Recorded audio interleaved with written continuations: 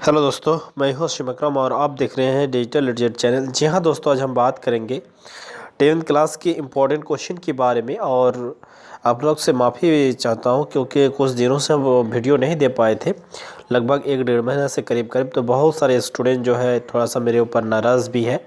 और ये होना भी ज़रूरी है क्योंकि आदमी जब एक बात बोलते हैं और फिर जब वो काम नहीं हो पाता है तो फिर वो थोड़ा सा अलग ही लगता ही है। तो खैर जो भी बात है, कुछ हम अपने स्कूल के लिए प्रोग्राम जो था एनुअल फंक्शन उससे, और थोड़ा जो भी नया एक बिल्डिंग बन रहा है, स्कूल बन रहा है, उनमें थोड़ा काम चल रहा था मेरा, बहुत बड़ा एक ये बन रहा है, तो उसी से हम थोड़ा सा व्यस्त हो गए थे। तो जो भी है खैर, अब हम लोग एग्ज़ाम नज़दीक भी है और टाइम भी बहुत कम है, तो इसमें हम लोग अब काफ़ी धड़ाधड़ जो है सब कुछ इंपॉर्टेंट क्वेश्चन जो भी है सब कुछ देते जाएंगे। तो खैर जो भी है, आपका मॉडल सेट है, ये मॉडल सेट दूसरा मॉडल सेट है। इससे पहले आपको एक मॉडल सेट दे चुके थे, ये आपका मॉडल सेट 2 है। बहुत सारे स्टूडेंट को ये सब मिल भी गया होगा क्योंकि आज के ज़माने में, इंटरनेट के ज़माने में, अगर कोई डाउनलोड नहीं कर भी पाते हैं तो इधर उधर करके व्हाट्सएप के माध्यम से या किसी भी माध्यम से मिल जाते हैं।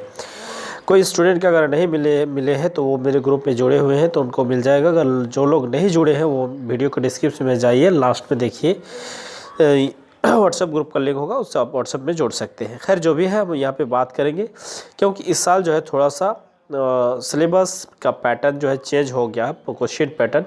तो उसी को देखते हुए यहाँ पे कुछ हम निर्देश जो है इसको बात करेंगे और यही सबसे मेन चीज़ होते हैं। इन चीज़ों के ऊपर अक्सर स्टूडेंट ध्यान नहीं देते हैं, तो इन चीज़ों के ऊपर आपको ध्यान देना बेहद ज़रूरी है।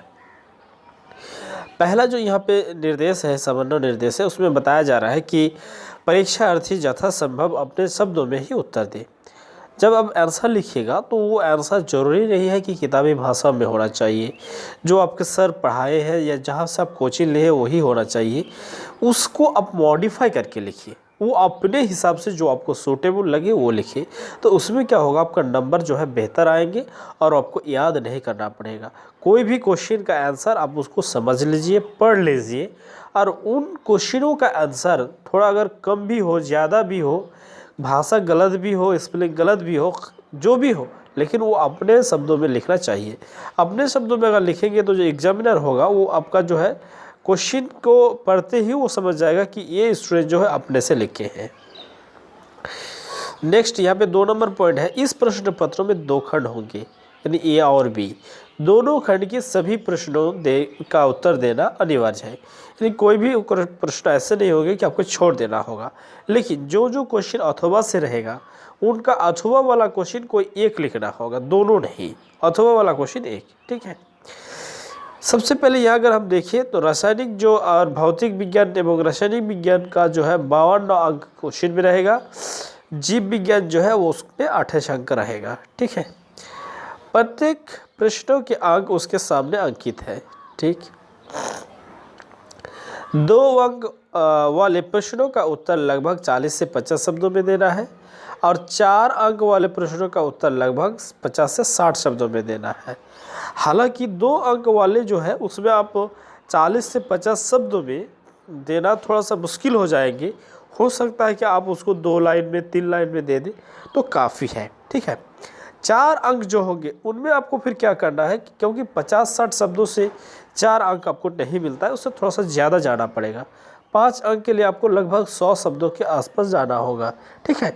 तो जैसे जैसे ये सब पॉइंट आप करते जाइएगा जिसमें 4 अंक वाले होंगे, यानी एक ही क्वेश्चन में अगर आपको 4 अंक देते हैं तो उनमें कुछ उसका विशेषता या कुछ गुण या कुछ भी पॉइंट लिखने देगा, और उन पॉइंट को आप पॉइंट टू पॉइंट करके लिखिएगा, उसको सटा के या एक साथ मत लिखिएगा। ठीक है। लॉन्ग क्वेश्चन में हमेशा कोशिश रखिए, अगर क्वेश्चन का आंसर आपको एक ही जगह में आ जा रहा है फिर भी आप उसको पार्टीशन करके बनाइए, यानी टुकड़ा टुकड़ा करके बनाइए, तो उसमें क्या होगा कि नंबर जो है आपका नहीं घटेगा। उसके बाद 5 नंबर यहाँ पे जो निर्देश है इसमें बताया जा रहा है कि सभी राफ कार्य प्रश्नशः उत्तर पुस्तिका के अंत में दिए गए पृष्ठों पर ही कीजिए। यानी राफ का जो आपका करना होगा, जहाँ पे आप आंसर लिखिएगा उसके दाहिने साइड में मत कीजिए। ठीक है। हालांकि मैथ में ये सही रहता है, दाहिने साइड में थोड़ा सा गुना उना अगर क्लियर करके करते हैं तो ठीक है, लेकिन विज्ञान में राफ जो भी आपको काम करना होता है वो आपका जो है पुस्तिका जो है आपका उत्तर पुस्तिका, उसके अंत में लास्ट साइड में 2 पेज देता है, 2-3 गो। ठीक है। उसी पेज में आपको करना है। 6 नंबर, जहाँ कहीं भी चित्र आवश्यक हो उन्हें स्वच्छता के साथ स्पष्ट रूप से खींचे।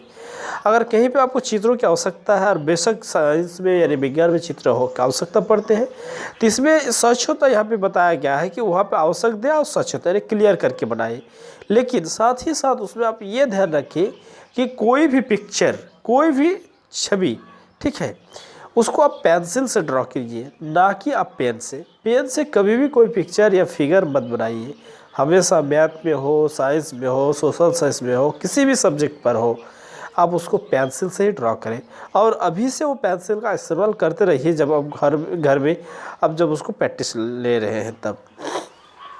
अब यहाँ पे हम क्वेश्चन को फटाफट पढ़ते जाएंगे क्योंकि वीडियो लंबा नहीं करेंगे, सिर्फ हम आपको क्वेश्चन यहाँ पे बताएंगे और कुछ कुछ ऐसे क्वेश्चन जो होंगे जिसको हम लोग यहाँ पे थोड़ा बहुत करके उसको ये करते जाएंगे। यहाँ पे बताया जा रहा है कि उत्तल दर्पण द्वारा बना प्रतिबिंब सहीदिब। तो उत्तल द्वारा जो प्रतिबिंब बनता है वो कैसा प्रतिबिंब बनता है, ठीक है। लेंस की शक्ति का ऐसा मात्रा क्या होता है, तो हम लोग ये जानते हैं कि डायप्टर होते हैं, ठीक है। उसके बाद नेक्स्ट क्वेश्चन जाएंगे, आँख के रंगीन भाग को क्या कहते हैं। आँख जो है उसके रंगीन भाग को हम लोग क्या कहते हैं। प्रत्येक इलेक्ट्रॉन पर कितना कूलम ऋणावेश होते हैं, प्रत्येक इस पर, तो 1.6 इंटू 10⁻⁻19 कूलम होता है, ठीक है। 1.6 यानी इसका जो है बी राइट आंसर जाएगा। ओम का मात्रक होता है, ओम किसका मात्रक है, ओम प्रतिरोध का मात्रक है। शरीर में भोजन का पचन किस प्रक्रिया की अभिक्रिया है, यानी किस उपचयन अभिक्रिया, ठीक है।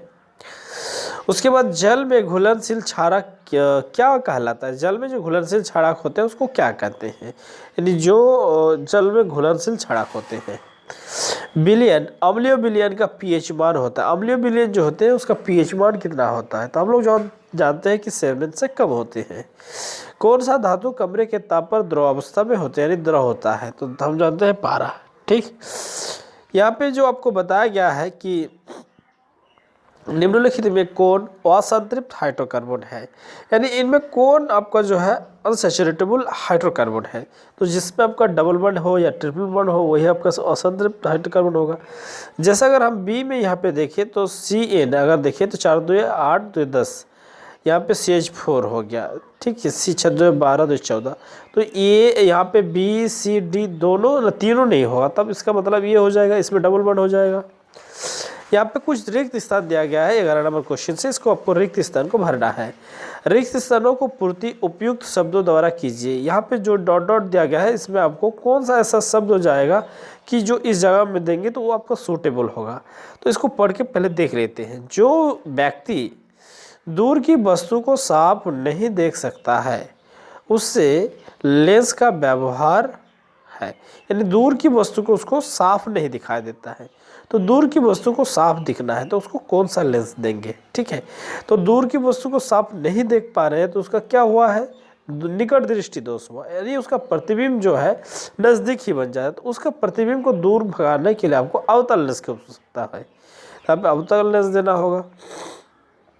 उसके बाद चालक में बहने वाली धारा समानुपाती होती है, किसके समानुपाती होती है, उसकी विभव अंतर के समानुपाती होती है। उपचयन एक प्रक्रिया है जिसमें ऑक्सीजन का अनुपात होता है। आयनिक यौगिक के गलनांक होता है। मोटर गाड़ियों में उत्पन्न उत्तल दर्पण का प्रयोग साइड मिरर के रूप में क्यों किया जाता है, इसको आपको लिखना है और इसमें आपका 2 अंक मिलेगा, यानी इसमें कुछ पॉइंट आपको लिखना है, कुछ लाइन लिखना होगा। संतुलित रासायनिक समीकरण क्या है, एक उदाहरण दीजिए। नेत्रों की संवेदन शक्ति से आप क्या समझते हैं।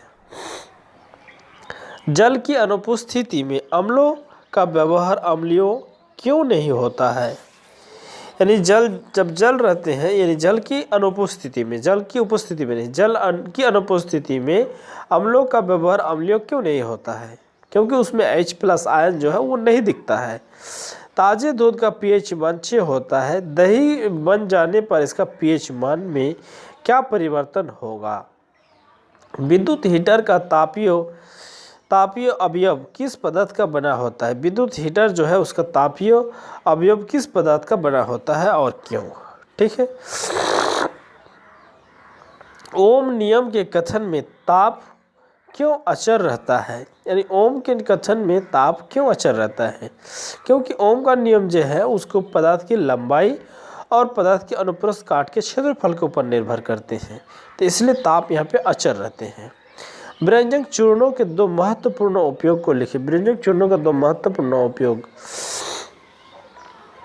निम्नलिखित अम्लों के प्राकृतिक स्रोत लिखिए। इन अम्लों का जो है प्राकृतिक मतलब कहाँ से ये मिलते हैं, इनका स्रोत लिखिए। मिथेनोइक जो है मिथेनाइक अम्ल और टाइट्रिक अम्ल, कहाँ से ये लोग मिलते हैं? कोई मिलता है टमाटोल से, कोई मिलता है किससे, ठीक है। उसी तरह 21 नंबर क्वेश्चन है, 15 सेंटीमीटर फोकस दूरी के एक अवतल दर्पण का उपयोग करके हम किसी वस्तु का सीधा प्रतिबिंब बनाना चाहते हैं। बीम का दर्पण से दूरी पर परिसर क्या होनी चाहिए? प्रतिबिंब की प्रकृति कैसी है? इस स्थिति में प्रतिबिंब बनने का एक किरण आरेख बनाइए, ठीक है। 5 सेंटीमीटर लंबा का कोई बीम 30 सेंटीमीटर वक्रता तेजा के किसी उत्तल दर्पण के सामने 20 सेंटीमीटर की दूरी पर रखा है, तब प्रतिबिंब की स्थिति, प्रकृति तथा साइज ज्ञात करें। प्रतिबिंब जो है उसका स्थिति और प्रकृति साइज ज्ञात करना है। निम्नलिखित रासायनिक समीकरण को संतुलित करें। यहाँ पे जो ये समीकरण दिया गया है उनको आपको संतुलित करना है। यहाँ पे आपको एक रिएक्शन दिखाया गया है, इस रिएक्शन को जो है जहाँ जहाँ जो ये 1 2 3 दिया गया है उसको आपको कंप्लीट करना है। दृष्टि दोष किससे कहते हैं?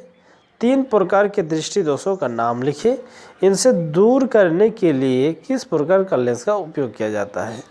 तो दृष्टि दोष का मतलब होता है कि आँख में, स्वच्छ आँख में जिस दूरी तक दिखना चाहिए अगर स्पष्ट रूप से अगर नहीं देख पाते हैं तो उसको हम लोग दृष्टि दोष कहते हैं। तो दृष्टि दोष 3 प्रकार के यहाँ पे लिखने के लिए कहा गया है, तो आप लिख दीजिए दूर दृष्टि दोष और निकट दृष्टि दोष, और एक लिख दीजिए जरा दृष्टि दोष, ठीक है। कार्बन के अत्यधिक यौगिक के निर्माण का 4 कारण लिखिए। कार्बन के जो अत्यधिक यौगिक है उसमें 4 कारण।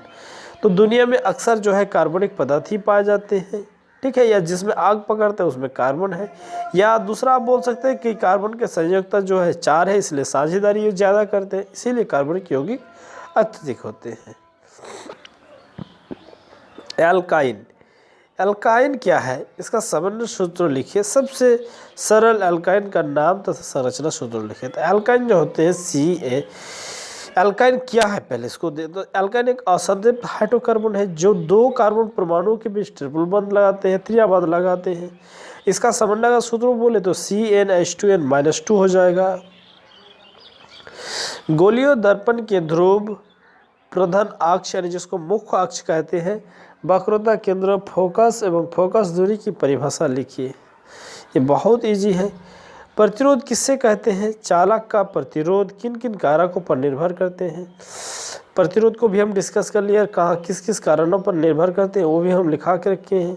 लंबाई पर, चालक की प्रस्काट की क्षेत्रफल पर, उसके बाद चालक की पदार्थ पर, ऐसे करके। संतृप्त और असंतृप्त हाइड्रोकार्बन के बीच 5 अंतर लिखिए। 5 आपको अंतर लिखना होगा। अब यहाँ से आता है बायोलॉजी शुरू होता है, जीव विज्ञान जिसको कहते हैं। मछली के हृदय में कोशिकाओं की संख्या है कितनी? कौन सा मादा जनन तंत्र का भाग नहीं है? तो अंडाशय नहीं है, गर्भाशय नहीं है, शुक्राणु नहीं है या डिम्बाशय। तो सी नंबर शुक्राणु नहीं है। मंडेल ने अपने प्रयोग के लिए किस पौधों का चयन किया था? किस पौधों का चयन किया था? पृथ्वी पर ऊर्जा का प्रमुख स्रोत है। पृथ्वी पर ऊर्जा जो है उसका प्रमुख स्रोत क्या है? तो यहाँ पे कोयला प्रमुख स्रोत है। पृथ्वी में तो सूर्य है नहीं, लकड़ी तो है, विद्युत तो है, लेकिन कोयला मुख्य स्रोत है। संसार में अगर पूछ देगा, विश्व में पूछ देगा तो सूर्य हो जाएगा। वैश्विक उष्मांकता के लिए उत्तरदायी है, तो इसमें कौन उत्तरदायी है? तो कार्बन मोनोऑक्साइड, डाइऑक्साइड ज़्यादा उत्पन्न ये है, उत्तरदायी है। रिक्त स्थान को यहाँ पे पूर्ति करना होगा। जल और कार्बन ऑक्साइड प्रकाश संश्लेषण के लिए आवश्यक है, ठीक है। जनन क्या है? जनन क्या होता है? परागकण क्या है?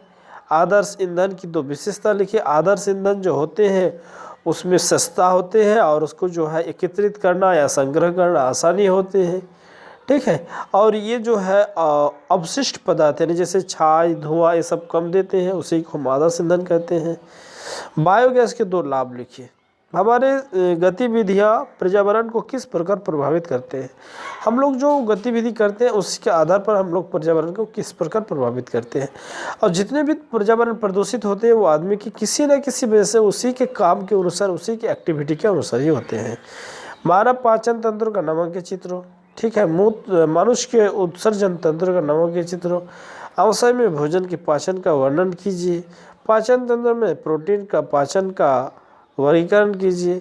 आनुवंशिकता में मंडल का क्या योगदान है। दोहरा निषेचन किससे कहते हैं। तो आई होप हम आशा करेंगे कि इन सभी क्वेश्चनों का जो है आपके पास तैयारी हो चुका है। नहीं हुआ तो ज़रूर कमेंट करें। और अभी जो है हम आपको कंटिन्यू वीडियो देते जाएंगे, तो हर रोज़ आप वीडियो को मेरे देखते रहिए। वीडियो को लाइक कर दीजिए। इस वीडियो को थोड़ा सा अपने व्हाट्सएप ग्रुप में, अपने फ्रेंड सर्कल में छोड़ा दीजिए, क्योंकि हम कुछ दिन से वीडियो ऑफ था तो बहुत सारे स्टूडेंट को ये पता नहीं है कि हम वीडियो देना स्टार्ट कर दिए हैं। जब आप शेयर करेंगे तो फिर उन लोगों को एहसास होगा, पता होगा कि नहीं सर अब वीडियो देना स्टार्ट कर दिए हैं। तो इस वीडियो में यहीं तक, फिर मिलते हैं नेक्स्ट वीडियो में। थैंक यू, धन्यवाद।